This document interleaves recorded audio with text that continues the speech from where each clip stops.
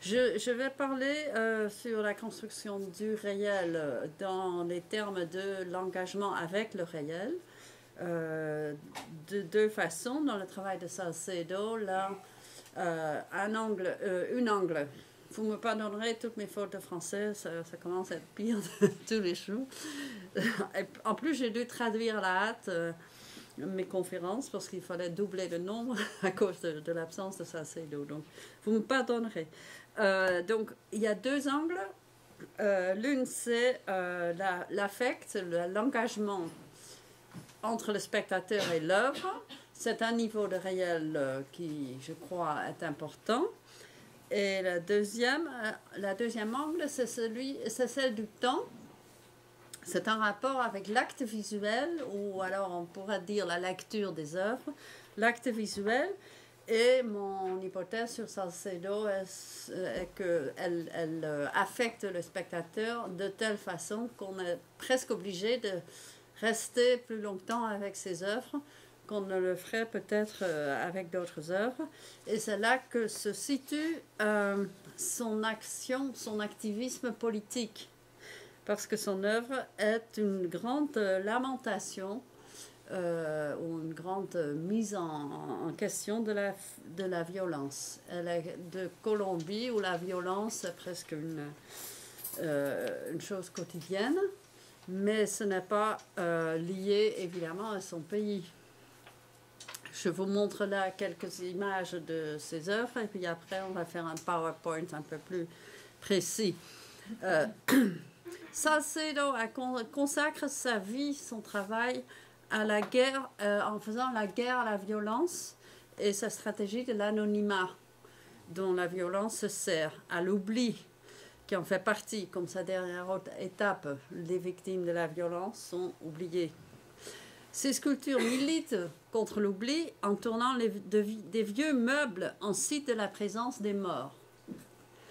Comme les autres artistes dont on peut parler dans ce sens aujourd'hui de l'art politique, Salcedo s'efforce de briser le mur qui sépare les parties de la culture traditionnelle de l'art visuel, qui sépare les parties que la culture la culture traditionnelle de l'art visuel insiste à séparer. Je veux parler de la raison pour laquelle cette œuvre est de celles qui réécrivent ce que j'appelle le baroque, mais en qualifiant le terme, dans une intempérie bien spécifique, dans le cas de Salcedo, sur le mode tragique. Le regard baroque est tactile.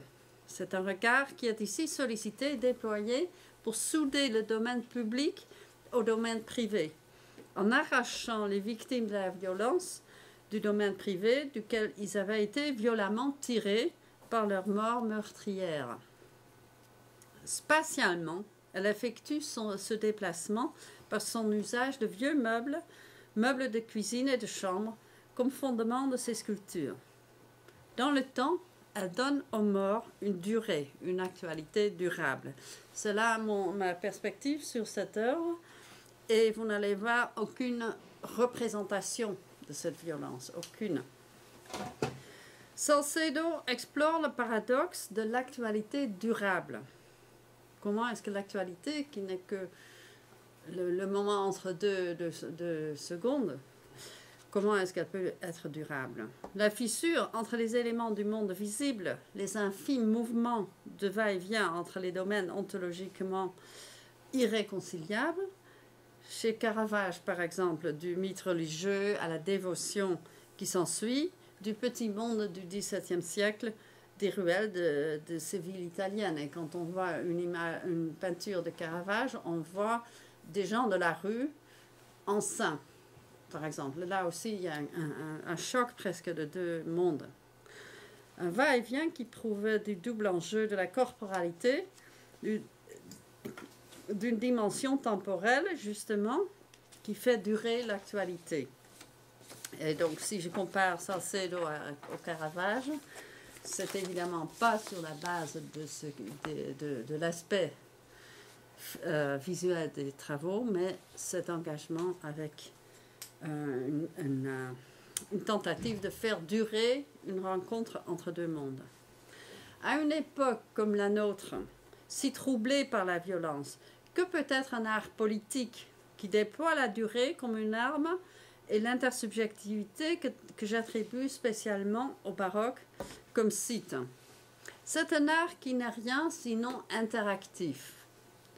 Sans bouton, hein. Il n'y a pas de bouton, mais on peut quand même faire un art interactif. Car sans le monde extérieur, avec sa politique de la violence, il y a dans ces sculptures à la fois grandes et discrètes, à la fois extraordinairement puissantes et tout à fait ordinaires. Il n'y a tout simplement rien à voir. Vous l'avez déjà vu, il n'y a rien à voir. Des fois, on ne sait même pas qu'on se trouve devant une œuvre si ce n'est pas dans une salle de galerie. Pas d'image, pas de beauté, pas de forme, pas de représentation, rien de ce qui constitue l'œuvre d'art telle que nous la connaissons.